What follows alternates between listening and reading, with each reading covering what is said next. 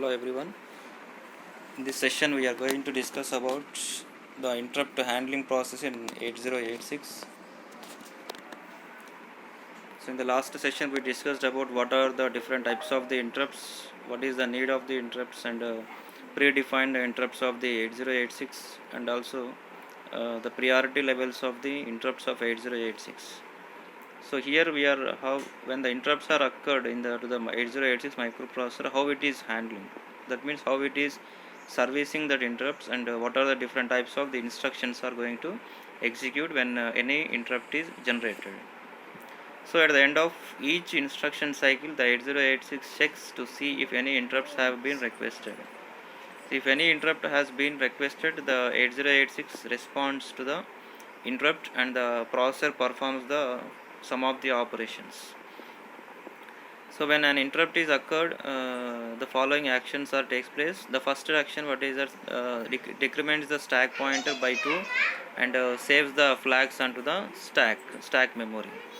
So after every instruction, so that means when 8086 is executing every instructions, so after at the end of each instruction, so it is checking for the interrupts. If any interrupts are occurring to the 8086 and there are any requests are present from other processors and other devices.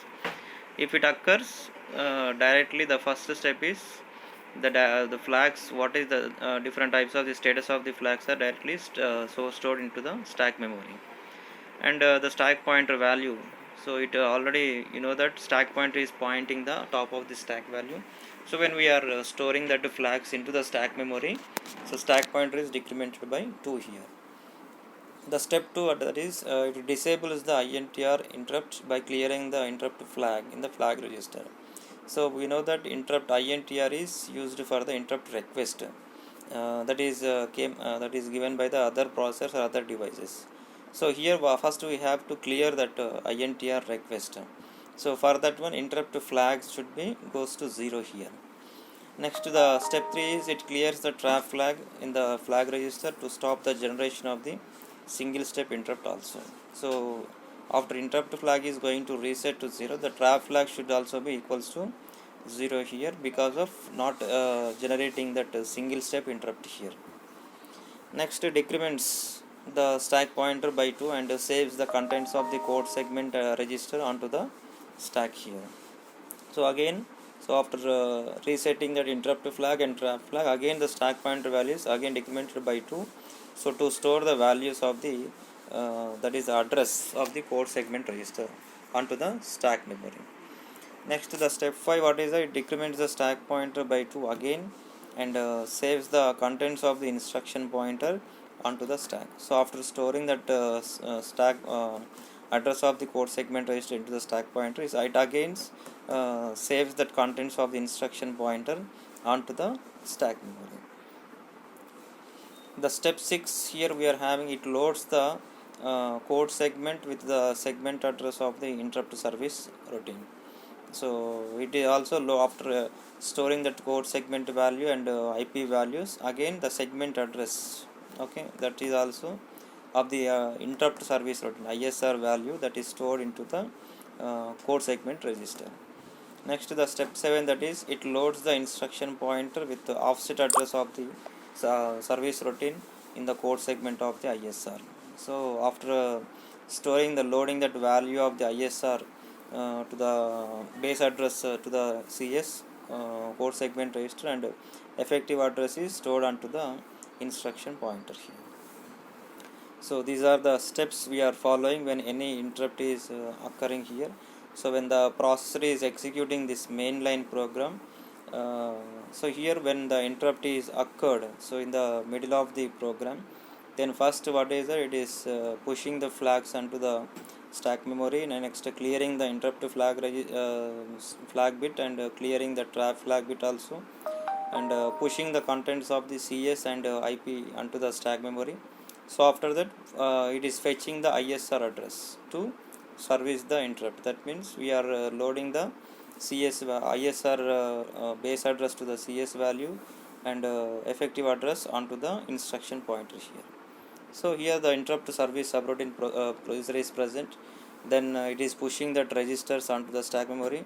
So after completion of all, what is that, after servicing that interrupt that is generated by the other processor, other devices, next it is moving to the mainline program. So for that we have to pop the values of the registers onto that register that is from the stack memory.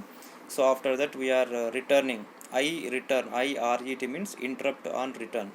So after executing that instruction, it is again going to the mainline program by popping all the contents where we have pushed that contents into the stack memory. So we were already pushed that port segment address and IP address and flags also. So those should be popped again to the same registers and flags. That is pop IP, that means the effective address of the mainline program is popping onto the instruction pointer, and base address is popping onto the code segment register, and also the flag bits status. So before interrupt is generated, how it is present, those flag bits are again stored onto the different flags. Then after, what is it is moving onto the mainline program here. So like that it is going from mainline program to the interrupt service subroutine, and executing that interrupt, and again moving to the mainline program. So this is the method how it is executing any interrupt when the interrupt is occurred by the 8086 microprocessor.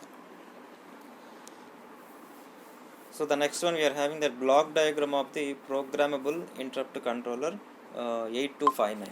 So to control all these interrupts, when any interrupts are occurred to the 8086 microprocessor, so here uh, control to control all these interrupts, when many of the interrupts are occurred so at a time to the 8086, it cannot be possible to service all the interrupts at a time. So for that one, we are using one of the controller that is called as programmable interrupt controller.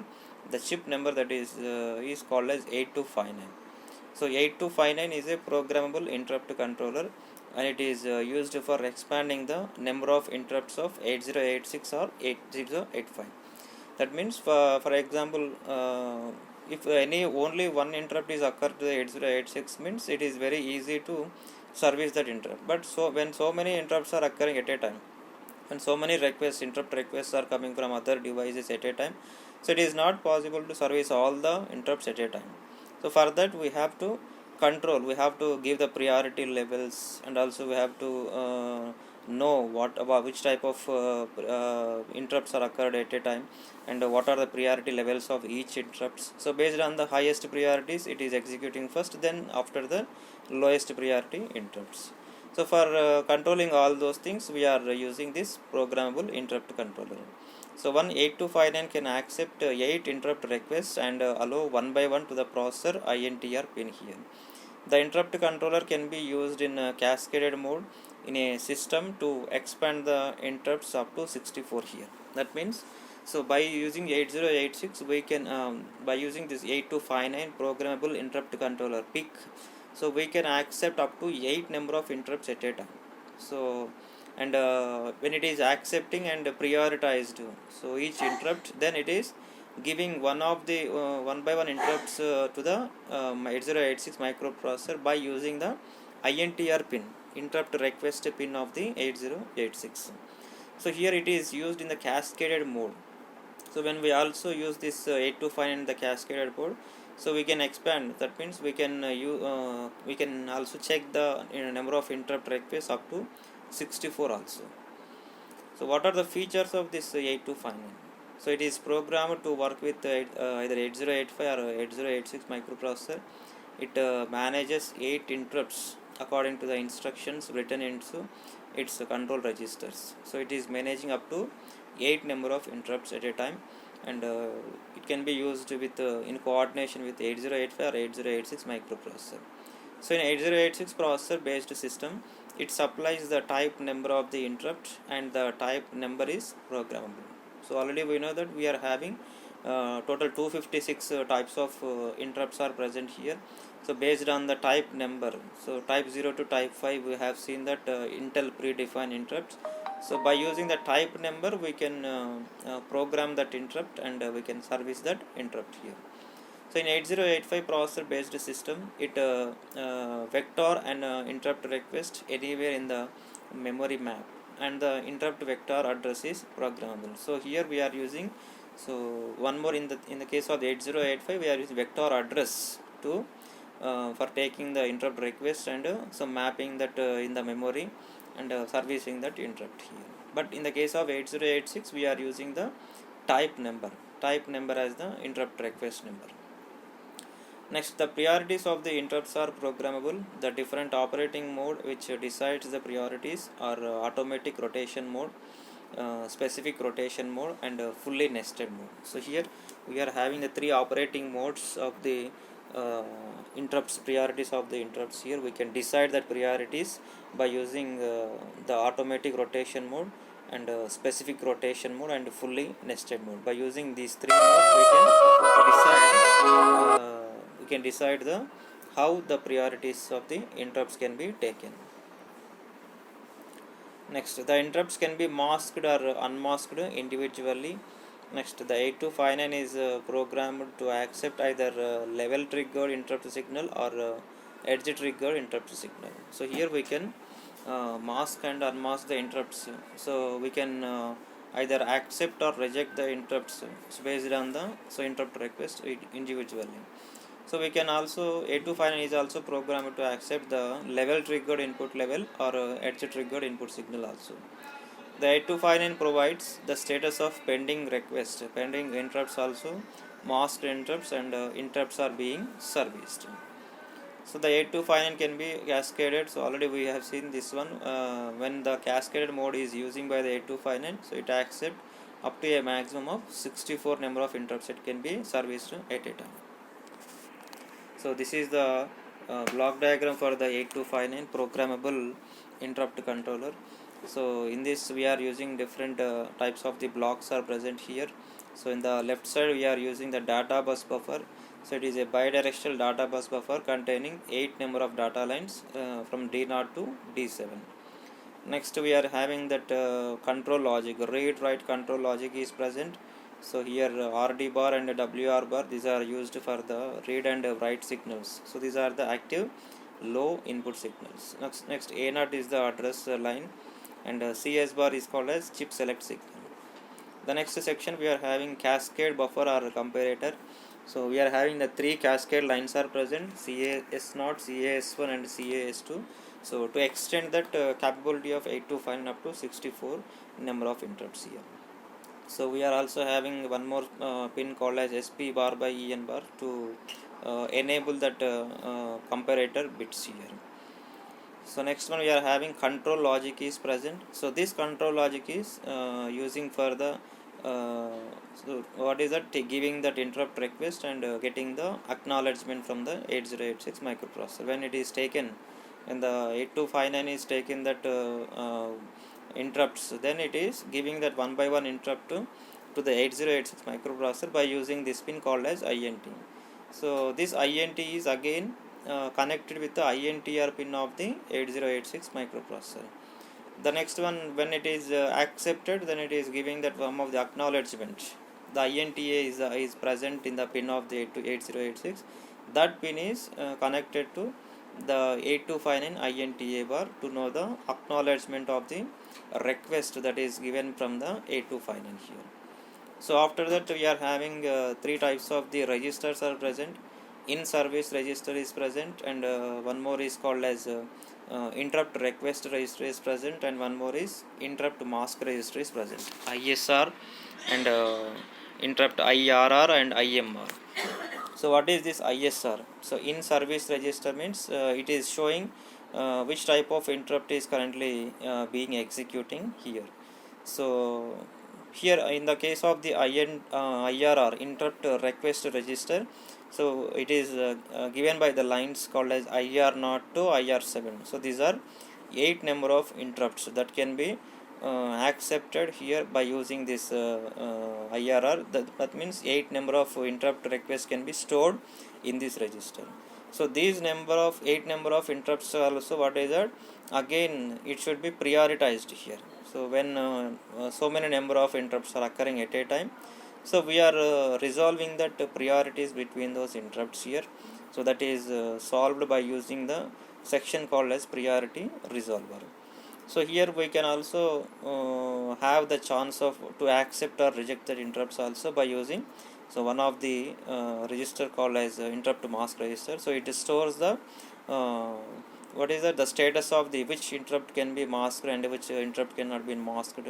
So the status can be stored in this register. So between the two sections we are having that internal data bus also to connect and control all this data. So this is the block diagram. So block diagram of 8259 has different sections. Like first one is data bus buffer, that is it is used to transfer the data between microprocessor and internal bus here. The next section, read or write control logic. It sets the direction of data bus buffer. So it controls all the internal read and write operations. So and also it contains initialization and operation command registers. We are having so two types of the registers are present here: initialization register and operational command register. The third one we are having cascaded buffer and comparator. It is present, it is working in two modes called as a master mode and a slave mode here. So in master mode it functions as a cascaded buffer. The cascaded buffers output slaves identification number on cascade lines, and in the slave mode it functions as a comparator. So here two functions are occurred. So that means in the master mode it is acting as a cascaded buffer, and in the slave mode it is acting as a comparator. The comparator reads slave identification number from cascaded lines and compares this number with its internal identification number. So it buffered in buffered mode it generates an en signal. So one enable signal is present. So in the case of the buffered mode it is generating that enable signal. The next one we are having the control logic. So here it generates the interrupt signal, INT signal, it in response to an INTA. So that is releases 3 bytes, that is call address, and 1 byte of the vector number.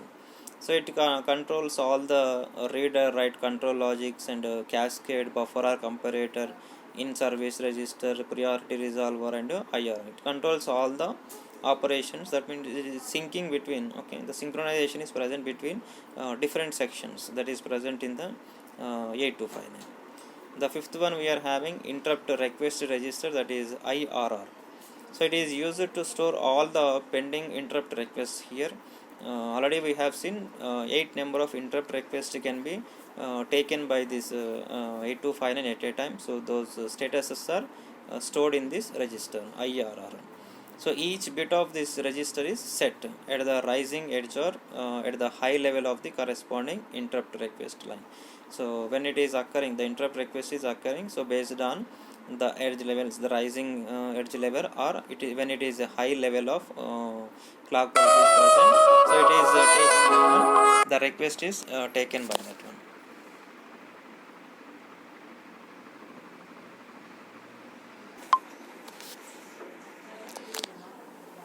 So here based on the rising edge level and high level of the so control signal, that means the clock signal, so we can it can accept that interrupt levels, interrupt requests from the 8 number of interrupts.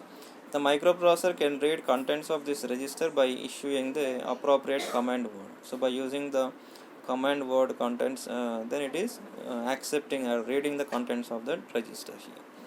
The next section we are having in service register, that is ISR. So it is used to store all the interrupt levels so currently being serviced. The interrupts which is servicing here currently, so that is stored, that status can be stored in the ISR. Each bit of this register is set by using the priority resolver and reset by the end of the interrupt command word here. So what is the status of this ISR means, so each bit of this register is set based on the priority resolver here. The priority resolver is resolving the priority levels when many number of interrupts are occurring at a time. So it is giving the priority levels, high level priorities serviced first, after that the low level priorities. and after completion of that one, it is reset by every uh, after every end of the every interrupt command word. So it is reset all the interrupts here. So the microprocessor can read contents of this register by issuing appropriate command word also. The next one we are having that priority resolver. So it determines the priorities of the bits set in the IRR. So here when we are based on the number of interrupts that is taken by the IRR, so it is solving the priority levels also. To make decision, the priority resolver looks at the ISR here. So in the ISR we are having that all the interrupts here. So which interrupt has the highest priority and which one has the lowest priority. So based on the levels of the interrupts that is present in the ISR, so we are making the decision to give high and low level priorities. If the higher priority bit in the ISR is set, then it ignores the new request here. So if the priority resolvers finds that the new interrupt has a higher priority than the highest priority interrupt, so currently being serviced, and the new interrupt is not in service, then it will set appropriate bit in the ISR and send the INT signal here. So based on the interrupt what it is servicing by the 8259, so here the new interrupt is which is not in service, so that will be set first, so by using that ISR and sending the signal INT signal to 8086 microprocessor. The next section we are having interrupt mask register IMR. So it is a programmable register and it is used to mask unwanted interrupt request by writing appropriate command word. So it can mask, okay, so it can accept or reject that interrupt based on the interrupt request. It will check the levels of the interrupts. So if any unwanted interrupt request is came, so here it is writing the some of the command words also to reject that interrupt here. So the microprocessor can read contents of this register without issuing command word. So without issuing the command word, we can also check the contents of the IMR interrupt mask register. So these are the different sections those are present in the block diagram of the 8259 here. So here in the left section we are so between the two sections we are having that right side and left side. Between that internal data bus is present here, connected between different sections here. So the left side sections we are having that data bus buffer D0 to D7, and next one read write control logic is present. So for this we are using RD bar, WR bar, A0 and CS bar. The third section we are having cascade buffer or comparator. So three lines are present, CAS0 bar and CAS0, CAS1, CAS2. These are the bidirectional lines are present. So after that one more line that is called as SP bar by EN bar. The right side we are having that different sections like control logic is present. So control logic has the two one is input and one is output signal. So here INT is the interrupt signal that is given to the 8086 microprocessor. So INT A bar, that is interrupt acknowledgement signal, that is connected with 8086 microprocessor. The next one we are having three types of the registers are present here. So interrupt request register is present, IRR, so which has the 8 number of interrupts are connected to this one. So IR0 to IR7 here.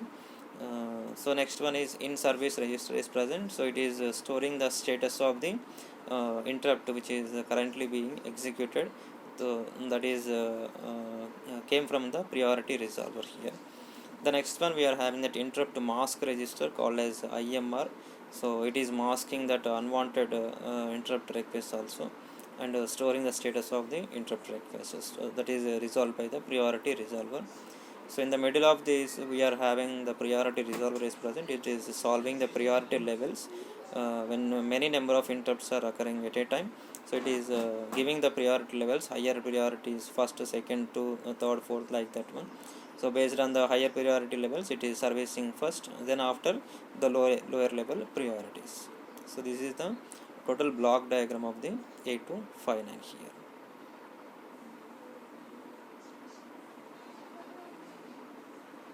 This is what how we are handling the interrupt process in our 8086 microprocessor.